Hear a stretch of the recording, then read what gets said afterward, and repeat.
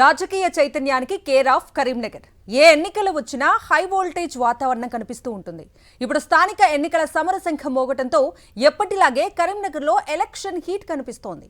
మూడు ప్రధాన పార్టీలైన Congress, BJP, BRS పార్టీలు లోకల్ వార్ను ప్రతిష్టాత్మకంగా తీసుకున్నాయి. గెలిచి తీరాలని టార్గెట్గా పెట్టుకున్నాయి. మరి స్థానిక సమరంలో ఉమ్మడి కరీంనగర్ జిల్లా ఏ పార్టీకి పట్టం కట్టబోతోంది?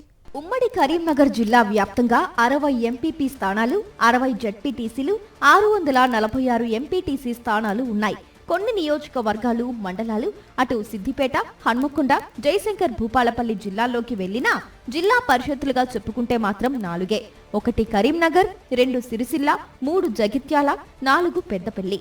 రాబోయే స్థానిక సమరంలో అందరూ ఊహించినట్టే రాష్ట్ర ఎన్నికల సంఘం జడ్పీటీసీ, ఎంపీటీసీ ఎన్నికలనే ముందు ప్రకటించింది. ముందుగా జడ్పీటీసీ, ఎంపీటీసీల ఎన్నికలను 2 విడతల్లో నిర్వహించబోతోంది. ఆ తర్వాత గ్రామ పంచాయతీ ఎన్నికలను వెనువెంటనే నిర్వహించేందుకు ఇప్పటికే షెడ్యూల్ ఖరారు చేసింది. దీంతో కరీంనగర్లో ప్రధాన పార్టీలన్నీ జిల్లాలో స్థానిక సమరంపై ఫోకస్ చేశాయి. ఉమ్మడి కరీంనగర్ జిల్లా వ్యాప్తంగా స్థానిక సంస్థలన్నీ గత ప్రభుత్వంతో పాటు ప్రస్తుత పాలకుల తీరుపైన తీవ్ర అసంతృప్తిని వ్యక్తం చేస్తున్నాయి.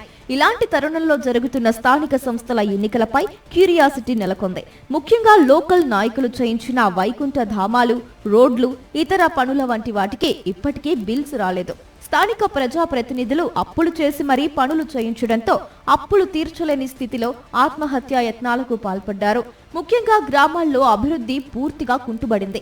ఏకంగా ముఖ్యమంత్రి రేవంత్ రెడ్డి పైసలు లేవని ప్రకటించడంతో స్థానికంగా ఉండే ఎమ్మెల్యేలు, మంత్రులు కూడా చేతులెత్తేసి తిరుగుతూ ఉండటంతో అది అధికార పార్టీకి మైనస్ గా మారే అవకాశాలు కనిపిస్తున్నాయి. మరోవైపు గ్రామాల్లో ఎక్కడికక్కడ పారిశుధ్యం లోపించింది. అండర్ గ్రౌండ్ డ్రైనేజీ సిస్టమ్స్ ఏర్పాటు చేయకపోవడం, అభివృద్ధి పేరుతో ఎక్కడికక్కడ ఊళ్లలో తవ్వకాలు చేశారు. అంతర్గత రోడ్ల నిర్మాణాల ఊసేలేదు. ఊళ్ల మధ్య ప్రధాన రహదారుల కనెక్టివిటీ కనిపించడం లేదు. వైకుంఠ ధామాల నిర్వహణ కొరవడింది. తాగునీటి ఇక్కట్లు, ఇలా చెప్పుకుంటూ పోతే ఒక్కో ఊరిది ఒక్కో గాథ. సమస్యలు అనేకమున్నా పట్టించుకునేవారు లేరు. కాంగ్రెస్ ప్రభుత్వం వచ్చి 22 నెలలైతున్నా దృష్టి పెట్టకపోవడం ఇప్పుడు గ్రామాల్లో తీవ్ర చర్చకొస్తోంది. దీన్ని ప్రతిపక్షాలు క్యాష్ చేసుకునేందుకు యత్నిస్తున్నాయి. అధికార కాంగ్రెస్ 6 గ్యారంటీలను నమ్ముకోవడంతో పాటు బీసీ రిజర్వేషన్లే ఎజెండాగా జనంలోకి వెళ్లి ఓట్లు అడగాలని భావిస్తోంది. అదే సమయంలో అభివృద్ధి విషయంలో గాని, గత సర్పంచులు, ఇతర ప్రజాప్రతినిధుల బిల్లుల వ్యవహారంలో గాని ఏం సమాధానం చెబుతుందో చూడాల్సి ఉంది. స్థానిక సంస్థల ఎన్నికల్లో 42% రిజర్వేషన్లను బీసీలకు ఇవ్వడం జరుగుతుంది.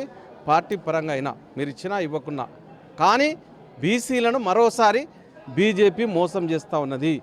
ఈ బీసీ నాయకులందరూ కూడా, బీసీ జనాలందరూ కూడా ఇది గమనించాలి.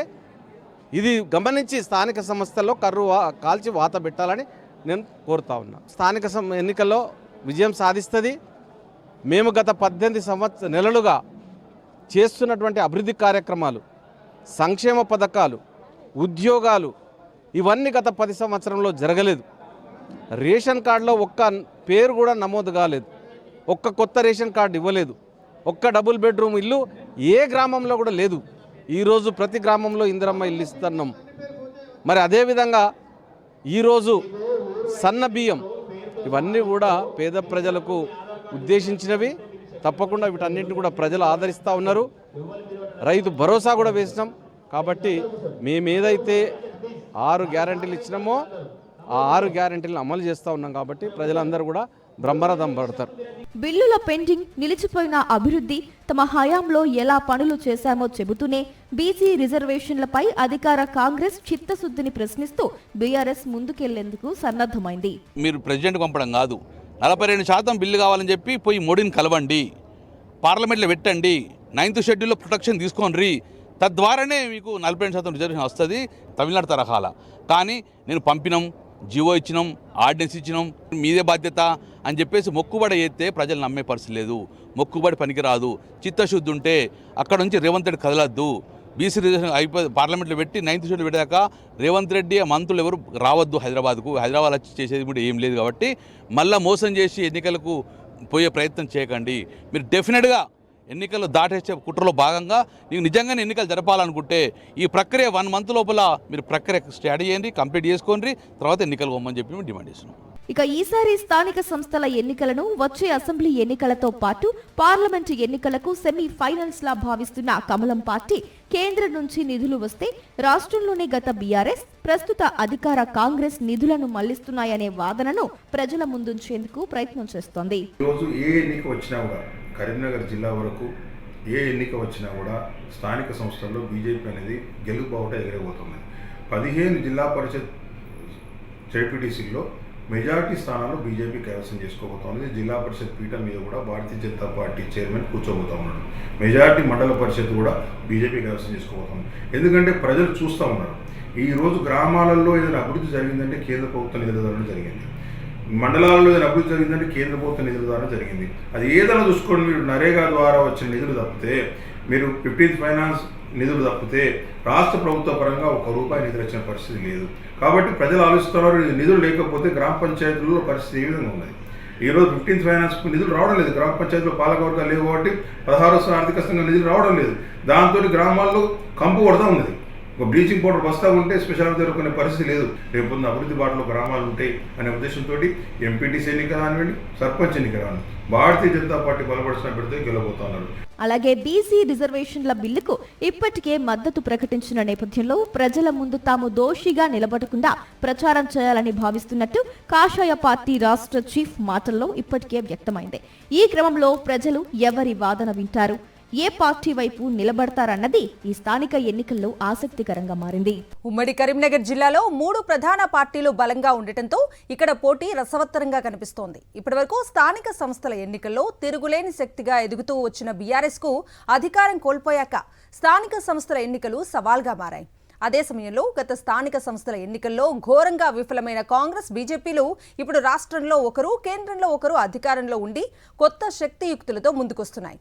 గెలుపు కోసం 3 పార్టీలు ఎలా ముందుకెళ్తాయన్న క్యూరియాసిటీని రేకెత్తిస్తున్నాయి. ఖమ్మం మినహా ఇంకే జిల్లాకు లేని విధంగా ఉమ్మడి కరీంనగర్ జిల్లా నుంచి అధికార కాంగ్రెస్ పార్టీకి చెందిన 3 ఎమ్మెల్యేలు మంత్రులుగా ఉండటం పెద్ద బలం. స్థానిక ఎన్నికల సమయంలో ఆపరేషన్ ఆకర్షుతో ప్రతిపక్ష స్థానిక నాయకత్వాన్ని ఇప్పటికే తమ వైపు తిప్పుకునే అనేక ప్రయత్నాలకు ఉమ్మడి కరీంనగర్ వేదికైంది. ముఖ్యంగా గత ఎన్నికల్లో 13 నియోజకవర్గాలకు 8 స్థానాల్లోనూ కాంగ్రెస్ పార్టీ ఎమ్మెల్యేలు గెలవడం ఆ పార్టీకున్న మరో పెద్ద బలం. అలాగే పెద్దపల్లి ఎంపీ సీటును కూడా కైవసం చేసుకోవడంతో 3 ప్రధాన పార్టీల్లోనూ ఇప్పుడు కాంగ్రెస్ దే పై చెయ్యి అన్నట్టుగా పరిస్థితి కనిపిస్తోంది. ఇక బీఆర్ఎస్ కు కూడా కరీంనగర్ జిల్లానే అతి పెద్ద బలం. ఎందుకంటే గత అసెంబ్లీ ఎన్నికల్లో అధికారం కోల్పోయినప్పటికీ 5 ఎమ్మెల్యేలు కరీంనగర్ జిల్లా నుంచి గెలుపొందారు. అందులో జగిత్యాల ఎమ్మెల్యే డాక్టర్ సంజయ్ కుమార్ కాంగ్రెస్ కండువా కప్పుకుని ఆ పార్టీతో ప్రయాణం చేస్తుండగా మిగిలిన 4 బలమైన ఎమ్మెల్యేలుండటం, అందులో కేటీఆర్, గంగుల మాజీ మంత్రులు కూడా కావడంతో ఈ స్థానిక సంస్థల ఎన్నికలను వారు సవాల్గా తీసుకున్నారు. ఇక బీజేపీ విషయానికొస్తే కేంద్ర హోంశాఖ సహాయ మంత్రి బండి సంజయ్ అంతా తానై ఒక్కడిగా ఉమ్మడి జిల్లాలో చక్రం తిప్పుతూ ఉండటం విశేషం. మల్కాజ్గిరి ఎంపీగా గెలిచినప్పటి నుంచి తాను గతంలో ప్రాతినిధ్యం వహించిన హుజూరాబాద్ సెగ్మెంట్ పై ఈటెల రాజేందర్ పెద్దగా కాన్సన్ట్రేట్ చేయలేకపోతున్నాడనే వాదన ఉంది. మరోవైపు అటు నిజామాబాద్ పార్లమెంటు పరిధిలోని జగిత్యాలలో నిజామాబాద్ ఎంపీ అరవింద్ కూడా అంతో ఇంతో ప్రభావితం చేసే అవకాశాలు లేకపోలేదు. దీంతో 3 ప్రధాన పార్టీలు ఢీ అంటే ఢీ అంటున్నాయి. స్థానిక సంస్థలో ముఖ్యంగా జగిత్యాల జిల్లాలో జెడ్పీ పీఠం కూడా మేము కైవసం చేసుకోబోతున్నాం. 20 జెడ్పీటీసీలతో పాటు 20 ఎంపీపీలు కూడా కాంగ్రెస్ పార్టీ విజయ ఢంకా మోగించడానికి ప్రయత్నం చేస్తున్నది. తప్పకుండా గెలుస్తామనే ఆశ మాకుంది. కారణం గత 2 సంవత్సరాలుగా గౌరవ ముఖ్యమంత్రి గారు అనేక సంక్షేమ కార్యక్రమాలు, ఆడవాళ్ళకు బస్ ఫ్రీ కానీ, సిలిండర్ ఉచితంగా సిలిండర్ ₹500 సిలిండర్ ఇవ్వడమే కానీ, రైతులకు రుణమాఫీ కానీ, ముఖ్యంగా అత్యంత పేదవాళ్ళకు కూడా రేషన్ కార్డులు గత 10 సంవత్సరాలుగా ఒక రేషన్ కార్డు ఇచ్చినటువంటి సందర్భం గత ప్రభుత్వానికి. కానీ ఈరోజు ప్రతి ఒక్కరికి రేషన్ కార్డు ఇచ్చినటువంటి ఘనత మరి రేవంత్ రెడ్డి గారి ప్రభుత్వానికి దక్కుతుంది. ఆ యొక్క బేసులోనే మరి కాంగ్రెస్ పార్టీ విజయం సాధించబోతుంది అన్నటువంటి విశ్వాసాన్ని వ్యక్తం చేస్తుంది. 2019లో జరిగిన స్థానిక సంస్థల ఎన్నికల్లో నాటి అధికార బీఆర్ఎస్ దే హవా కనిపించింది. 1200కు పైగా గ్రామ పంచాయతీల్లో 90% పైగా మెజార్టీ సర్పంచ్ స్థానాలను బీఆర్ఎస్ గెలుచుకుంది. బీఆర్ఎస్ గాలికి కాంగ్రెస్, బీజేపీ కనిపించకుండా పోయాయి. అలాగే ఉమ్మడి జిల్లాలోని కరీంనగర్, జగిత్యాల, సిరిసిల్ల, పెద్దపల్లి 4 జిల్లా పరిషత్లను బీఆర్ఎస్ కైవసం చేసుకుని జెడ్పీ కార్యాలయాలపై గులాబీ జెండాను రెపరెపలాడించింది. కరీంనగర్ జిల్లాలోని 15 జెడ్పీటీసీలతో పాటు 15 ఎంపీపీ స్థానాలను కూడా క్లీన్ స్వీప్ చేసింది నాడు బీఆర్ఎస్. అలాగే సిరిసిల్లలోనూ 12 మండలాల్లోనూ 12 జెడ్పీటీసీలు, ఎంపీపీలను క్లీన్ స్వీప్ చేసింది. ఇక పెద్దపల్లి జిల్లాలో 13 స్థానాల్లో 2 చోట్ల కాంగ్రెస్ జెడ్పీటీసీలు గెలవగా మిగిలిన 11 స్థానాల్లోనూ బీఆర్ఎస్దే పైచేయి. ఇక 13 ఎంపీపీ స్థానాలన్నీ క్లీన్ స్వీప్ చేసింది. అటు జగిత్యాల జిల్లాలోనూ 18 జెడ్పీటీసీలకు గాను 17 జెడ్పీటీసీలను బీఆర్ఎస్ కైవసం చేసుకుంటే నాడు కాంగ్రెస్ ఒకే ఒక్క బీర్పూర్ స్థానాన్ని గెలుచుకుంది. ఇక ఎంపీపీలన్నీ క్లీన్ స్వీప్ చేసింది. బీజేపీ కనీసం ఖాతా కూడా తెరవలేకపోయింది. స్థానిక సంస్థల ఎన్నికల్లో కూడా బీఆర్ఎస్ పార్టీ అన్ని స్థానాల్లో కూడా మా అభ్యర్థులను కూడా నిలబెడుతున్నాము. మరి గతంలో జిల్లా పరిషత్ చైర్మన్ కూడా మేము కైవసం చేసుకున్నాము. మరి గతంలో చూసినట్లయితే 17 జెడ్పీటీసీ స్థానాలు జిల్లా పరిషత్ మేము గెలుచుకున్నాము. ఇప్పుడు కూడా మా ఒక కార్యకర్తలు, నాయకులు కూడా అన్ని స్థానాల్లో పోటీ చేసడానికి కూడా సిద్ధంగా ఉన్నారు. మరి కాంగ్రెస్ ప్రభుత్వం ప్రజలకు ఇచ్చిన హామీలలో ఒక్కటి కూడా నెరవేర్చలేదు. 6 గ్యారంటీలు, 420 హామీలు, 4 డిక్లరేషన్ల పేరు మీద ప్రజలను ఇప్పుడు కూడా మోసం చేస్తూనే కాలం గడుపుతున్నారు తప్ప ఎవరికి కూడా హామీలు నెరవేర్చిన సందర్భాలు లేవు. మరి గతంలో కేసీఆర్ గారు ఇచ్చిన ఒక పథకాలే ఇప్పటివరకు కూడా ప్రజలకు అందుతున్నాయి. ప్రజలు కూడా మళ్ళీ కేసీఆరే రావాలి, సారే రావాలి, బాపే కావాలని చెప్పని ఎదురు చూస్తున్నారు. ఇప్పుడు కూడా స్థానిక సంస్థల ఎన్నికల్లో కూడా బీఆర్ఎస్ పార్టీ విజయ దుంబి మోగిస్తా అని చెప్పని కూడా మేము ఘంటాపథంగా తెలియజేస్తున్నాం. మొత్తంగా ఉమ్మడి జిల్లాలో 95% పైగా జెడ్పీటీసీలు, ఎంపీటీసీలు, ఎంపీపీలన్నీ నాటి ఎన్నికల్లో బీఆర్ఎస్ వశమయ్యాయి. 2001లో ఉద్యమ ప్రస్థానం నుంచి మెల్లిమెల్లిగా పుంజుకుంటూ వచ్చిన బీఆర్ఎస్ ఇప్పటి వరకు కూడా స్థానిక ఎన్నికల్లో తిరుగులేని శక్తిగా ఎదుగుతూ వచ్చింది. అయితే ఈసారి రాష్ట్రంలో అధికారం కోల్పోయాక సవాల్గా మారిన ఈ స్థానిక ఎన్నికల్లో ఎలా ముందుకెళ్తుంది, ఎంతవరకు సక్సెస్ అవుతుందో చూడాల్సి ఉంది. అదే సమయంలో రాష్ట్రంలో అధికార కాంగ్రెస్, కేంద్రంలో బీజేపీ అధికారంలో ఉండి కొత్త శక్తి యుక్తులతో ముందుకొస్తున్నాయి. ఉమ్మడి కరీంనగర్ జిల్లాలో స్థానిక సంస్థల ఎన్నికలను సవాల్గా తీసుకున్న 3 పార్టీలు విజయ తీరాలకు చేరేందుకు ఎలా ముందుకెళ్తాయన్న దానిపై క్యూరియాసిటీ నెలకొంది. తెలంగాణ రాష్ట్ర ప్రజలు నిర్ణయించుకోవాల్సిన అవసరం ఉన్నది. కాంగ్రెస్ పార్టీ కావాలా, బీజేపీ పార్టీ కావాలా, తెలంగాణ రాష్ట్ర ప్రజల పార్టీ బీఆర్ఎస్ పార్టీ కావాలనేది ఇవాళ చాలా పెద్ద ఎత్తున ఓటు వస్తే ఎవరో చెప్పితే వెయ్యొద్దని కేసీఆర్ గారు ఇప్పటికే చెప్పి ఉన్నారు కనుక ఎవరో చెప్పిననో దేనికో ఆశపడి ఓటు వేస్తే ఏ విధమైనటువంటి పరిస్థితులను 20 నెలలుగా చూస్తున్నామో ఇవాళ తెలంగాణ ప్రజలకే తెలుసు కనుక ఆలోచించి నిర్ణయం తీసుకొని కాంగ్రెస్ పార్టీ మెడలు వంచాలంటే ఇవాళ స్థానిక పార్టీ, తెలంగాణ ప్రజల పార్టీ బీఆర్ఎస్ పార్టీని గెలిపించుకోవాల్సిన అవసరం ఉన్నది. ముఖ్యంగా కరీంనగర్ నుంచి అధికార కాంగ్రెస్ పార్టీ తరపున 3 మంత్రులైన శ్రీధర్ బాబు, పొన్నం ప్రభాకర్, అడ్లూరి లక్ష్మణ్ కుమార్ ఈ స్థానిక సంస్థల ఎన్నికల్లో కాంగ్రెస్ పార్టీ ముఖ చిత్రాలుగా ఉండబోతున్నారు. ఇక బీజేపీ నుంచి అంతా తానై నడిపించేందుకు కేంద్ర మంత్రి బండి సంజయ్ సిద్ధమంటూ యుద్ధం ప్రకటిస్తున్నారు. మరోవైపు ప్రస్తుతం మల్కాజ్గిరి ఎంపీ అయిన ఈటెల రాజేందర్ పూర్వ నియోజకవర్గం కూడా కరీంనగర్లోని హుజూరాబాద్ కావడంతో ఆయన ఖచ్చితంగా ఫోకస్ చేయనున్నారు. అయితే బండి సంజయ్, ఈటెల మధ్య నెలకొన్న రగడ ఆ పార్టీకి కాస్త మైనస్ అయినా ఓ ప్రాంతం వరకే దాని ప్రభావం ఉండే అవకాశం ఉందే తప్ప జిల్లా అంతటా ప్రతిబింబించే అవకాశం అయితే కనపడటం లేదు. ఇక అటు బీఆర్ఎస్ వర్కింగ్ ప్రెసిడెంట్, మాజీ మంత్రి, సిరిసిల్ల ఎమ్మెల్యే కేటీఆర్ కూడా ఢీ అంటే ఢీ అనే స్థాయిలో ఇప్పటికే ముఖ్య కార్యకర్తలు, నాయకుల వరుస సమావేశాలు నిర్వహిస్తున్నారు. మరోవైపు తెలంగాణ రాష్ట్రంలోనే 5 ఎమ్మెల్యే సీట్లు గెలుచుకున్న జిల్లాగా కూడా బీఆర్ఎస్ ఉమ్మడి కరీంనగర్ లోకల్ బాడీ ఎలక్షన్స్ పై గంపెడాసలు పెట్టుకుంది. కరీంనగర్ లో ఏం చేసైనా పల్లెల్లో పార్టీని నిలబెట్టాలన్న తపనలో ఇటు మాజీ మంత్రి, సిట్టింగ్ ఎమ్మెల్యే గంగుల ఉంటే అటు హుజూరాబాద్ లో కౌశిక్ రెడ్డి, మరోవైపు కోరుట్లలో సంజయ్ కుమార్ కూడా అంతే పట్టుదలతో బీఆర్ఎస్ నిలబెట్టేందుకు యత్నాలు మొదలెట్టారు. స్థానిక సంస్థల ఎన్నికలు అనగానే సాధారణంగా అధికార పార్టీకే కలిసొస్తాయి. కానీ ఈసారి కరీంనగర్ లో పరిస్థితి అందుకు భిన్నంగా ఉంటుందా? ఇదే ప్రశ్న అందరిలోనూ వ్యక్తమవుతోంది. ముఖ్యంగా రాబోయే స్థానిక సంస్థల ఎన్నికల్లో ఏ అంశాలు ప్రభావితం చేయబోతున్నాయి? గత కొద్ది కాలంగా స్థానిక సంస్థలకు నిధులు లేవు. స్థానిక ప్రజాప్రతినిధులు కొందరు ఆత్మహత్యలు సైతం చేసుకున్నారు. ఇలాంటి పరిస్థితుల్లో జరుగుతున్న స్థానిక ఎన్నికల్లో చివరికి విజయం ఎవరికి దక్కుతుంది? కరీంనగర్ కార్పొరేషన్ పై పక్కాగా జెండా ఎగరేస్తామన్న ధీమాలో ఉన్న బీజేపీ ఇప్పుడు జెడ్పీటీసీ, ఎంపీటీసీ ఎన్నికల్లోనూ సత్తా చాటి క్షేత్రస్థాయిలో పార్టీని మరింత బలపరచాలని సంకల్పించింది. పైగా కేంద్రంలో ఉంది బీజేపీ సర్కారే కాబట్టి రాష్ట్రంలో రాబోయేది బీజేపీ సర్కారేనని, స్థానిక సంస్థల నిధులను కేంద్రమే ఇస్తోందనే ప్రచారంతో అటు అధికార కాంగ్రెస్ కు ధీటుగా మరోవైపు బీఆర్ఎస్ కు పోటీగా ప్రచారాన్ని ముమ్మరం చేస్తోంది. ఈ విషయంలో కేంద్ర మంత్రి బండి సంజయ్ మిగిలిన అన్ని పార్టీల లీడర్ల కంటే ముందంజలో ఉన్నారు. ఇక ఆ తరువాత బీఆర్ఎస్ వర్కింగ్ ప్రెసిడెంట్ కేటీఆర్ కూడా జిల్లాపై ఫోకస్ చేశారు. మాజీ ఎమ్మెల్యేలు, ముఖ్య నాయకులతో సిరిసిల్లలో వరుస భేటీలు వేస్తూ రాబోయే సమరంలో ఎలా మెజార్టీ స్థానాలు దక్కించుకోవాలో వ్యూహాలు రచిస్తున్నారు. తన సొంత గడ్డైన సిరిసిల్ల జిల్లా పరిషత్ సాధించుకోగలిగితే అది రాబోయే రోజుల్లో వర్కింగ్ ప్రెసిడెంట్ గా తనకు, తన గులాబీ పార్టీకి ఎంతో ప్లస్ అవుతుందని భావిస్తున్నారు. అదే సమయంలో జిల్లాలో అధిక ఎంపీపీలను కైవసం చేసుకోవాలంటే ఏం చేయాలో చర్చిస్తున్నారు.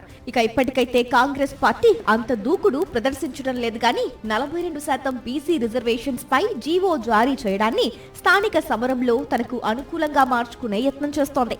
రిజర్వేషన్లకు అనుకూలంగా స్థానాలను కూడా ప్రకటించడంతో కాంగ్రెస్ కు ఈసారి బీసీ రిజర్వేషన్ నినాదం ఈ స్థానికంలో ప్లస్ అని భావిస్తోంది.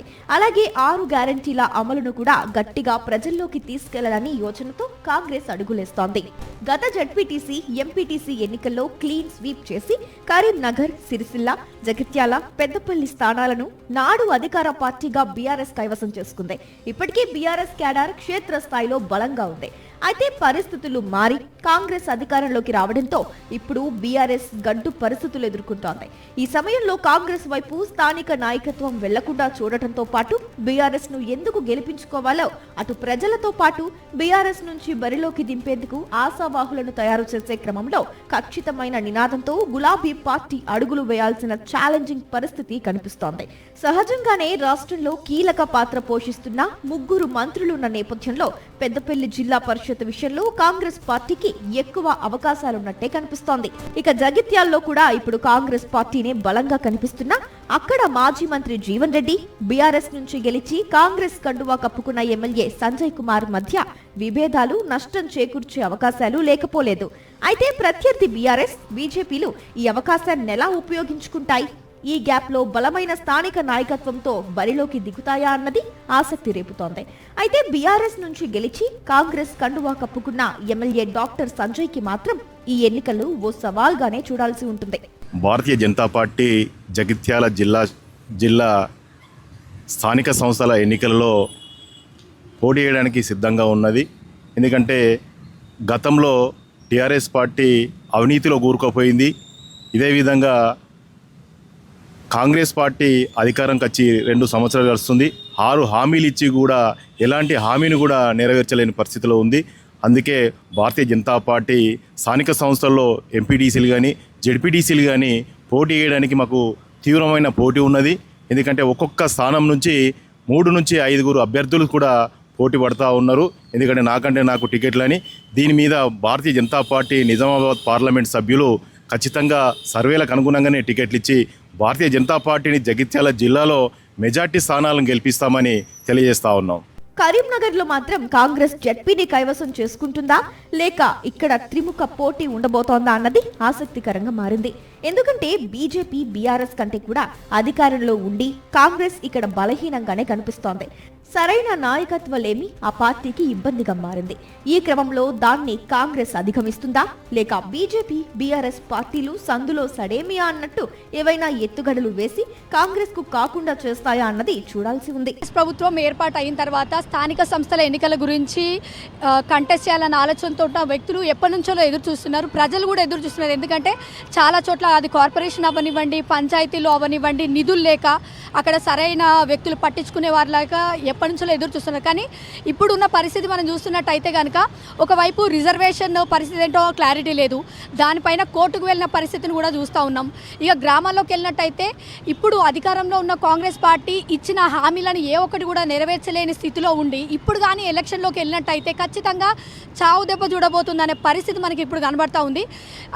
గత ప్రభుత్వం ఏదైతే ఉందో, బీఆర్ఎస్ ఏదైతే ఉందో దానిపైన ఉన్న తీవ్ర వ్యతిరేకత వల్ల అధికారంలోకి వచ్చిన కాంగ్రెస్ పార్టీ ఇచ్చిన హామీలను నెరవేర్చుకోలేకపోవడం ఒకవైపు అయితే గత ప్రభుత్వానికి మించి అదే ఒక నియంత పాలన కూడా చూపిస్తున్న ఈ తరుణంలో మాకేమనిపిస్తుందంటే ప్రజలు బీజేపీ వైపు మొగ్గు చూపే పరిస్థితి అయితే కనిపిస్తూ ఉంది. కానీ ఖచ్చితంగా ఇప్పుడున్న పరిస్థితిలో కానీ ఎన్నికలకు వెళ్తే కాంగ్రెస్ మాత్రం తీవ్రంగా ఓడిపోతుందనే పరిస్థితి అయితే మనం చూస్తూ ఉన్నాము. కానీ ఎంత తొందరగా వీలైతే అంత తొందరగా ఎలక్షన్స్కి వెళ్తేనే ఇక్కడ గ్రామ పంచాయతీలో కానివ్వండి, కార్పొరేషన్లో కానివ్వండి నిధులు కావచ్చు, లేకపోతే పెండింగ్లో ఉన్న పనులు మాత్రం క్లియర్ అయ్యే పరిస్థితి ఉంది. కాబట్టి ఎన్నికలు ఎంత తొందరగా వస్తే అంత బాగుంటుంది. కానీ అధికారంలో ఉన్న ప్రభుత్వం వారికి జరగబోయే ఫలితాల ముందంచు అంచనాతోటే ఎలక్షన్ డిలే చేస్తున్న పరిస్థితి అయితే మనకి ఇక్కడ కనిపిస్తూ ఉంది. ఇక సిరిసిల్ల విషయానికి వస్తే అక్కడ కాంగ్రెస్ బలపడింది. ముఖ్యంగా విప్ ఆది శ్రీనివాస్ నేతృత్వంలో వేములవాడ ఆలయ అభివృద్ధి పనులను శరవేగం చేసి విప్లవాత్మక నిర్ణయాలతో దూకుడు ప్రదర్శిస్తోంది. అదే సమయంలో ఆది శ్రీనివాస్, సిరిసిల్ల నియోజకవర్గ ఇన్ఛార్జ్ కేకే మహేందర్ రెడ్డి వంటి వారి మధ్య కొంత సత్సంబంధాలు దెబ్బతినడం మాత్రం ఆ పార్టీకి నష్టం చేకూర్చేది. మరోవైపు సిరిసిల్ల జడ్పీని సాధించుకోవడానికి గతం కంటే నేడు BRS working president, Sircilla MLA KTR తన ఇలాకాలో రెట్టింపు కష్టపడాల్సిన పరిస్థితి అయితే కనిపిస్తోంది. 50% పైగా ఎంపీటీసీ, జెడ్పీటీసీ స్థానాలను ఎవరైతే కైవసం చేసుకుంటారో వారే రాబోయే స్థానిక సమరంలో విజేతలు. ఈ క్రమంలో పార్లమెంటు నియోజకవర్గాల వారీగా పార్టీలన్నీ మండల కమిటీలు వేశాయి. గ్రామాల వారీగా పార్టీల కోసం కష్టపడుతున్న కార్యకర్తలు, నాయకులను గుర్తించి వారినే ఆయా ప్రాంతాల్లో పార్టీ ముఖచిత్రంగా ఉంచి పోటీలోకి దిగాలనే యోచనలో ఉన్నాయి. పార్టీ నియమించిన ప్రతినిధుల బృందాలిచ్చే నివేదికల ఆధారంగా జెడ్పీటీసీ, ఎంపీటీసీ అభ్యర్థులను తయారు చేయాలనే యోచనలో అన్ని పార్టీలు కసరత్తును ముమ్మరం చేశాయి. కాపాడుకునే బాధ్యత కూడా, ఆ రిజర్వేషన్ అమలయ్యేటట్టు చూసే డ్యూటీ కూడా ఇలా ప్రభుత్వంపై, రేవంత్ రెడ్డి ముఖ్యమంత్రిపై ఉందని ఇక్కడ బీసీ వర్గాలన్నీ, బీసీ సామాజికం అంతా కూడా ఎదురు చూస్తుంది. కాబట్టి మరి ఈ రిజర్వేషన్ అమలయ్యే విధంగా తూతూ మంత్రంగా జీవో తీసినాం, మా డ్యూటీ అయిపోయింది, అది కోట్ల పడ్డది, క్యాన్సిల్ అయిందనే భావన చూస్తే మరి బీసీ ప్రజలు మరి మిమ్మల్ని క్షమించరు. మరి కాబట్టి మీరు చేసిన రిజర్వేషన్ అమలయ్యే విధంగా మరి కృషి చేయవలసిన అవసరం ఈ ప్రభుత్వంపై ఉందని తెలియజేస్తూ ఇవి సజావుగా ఎన్నికలు జరగాలి.